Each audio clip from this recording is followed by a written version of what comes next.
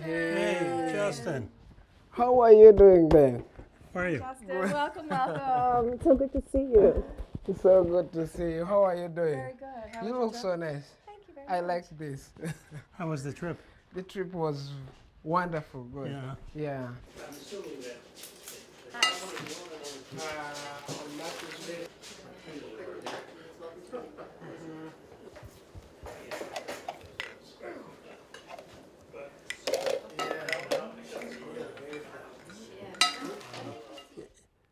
It is unimaginable, how difficult and challenging and unfair, your lives have been to you. I know it's, part of who you are, and but you don't seem to dwell on it. You are moving ahead positively. Since you've come, to the U.S., you've gotten a job as a translator at the hospital. You got your driver's license. You're in college. You've traveled probably in more states than most people living in America for their whole lives. You've been to Israel. You've done so many positive things. You don't dwell on it. So it's sort of easy to kind of forget about it when I see, because I don't really, you don't focus on that so much. Justin, you're like a living testimonial to a place that has been dubbed the biggest humanitarian disaster in the world and in many people's living memory. I mean, like the Congo, almost 6 million people have lost their lives in the past 12 years because of the war there. And so, and I've been in the Congo and worked in the Congo and worked with people who have, escaped terrible violence and lived through terrible violence.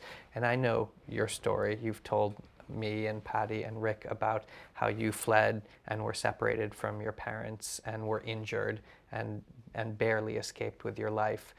But I think that's part of what makes you so extraordinary and why you, I think, inspire me and other people. For someone who's gone through all that stuff, there's no anger in you. And my feeling is that a lot of it has to do with your religion and that your belief in God and that, I don't know, there's this thing that when I'm with you, I can't even explain it. It's hard to explain, and I've tried to explain it to Rick before, that you are so wise about things and that it's almost like being with a prophet or somebody like a messenger from God, that you know so much and you've been through so much in your lifetime, but that you're just wise and you don't have any anger, and to me it's incredible.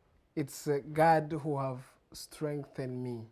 It's through prayers that I've been praying and asking God to give me the heart of forgetting what I went through, so that I can focus on the future, or so that God can remove pain in my heart instead of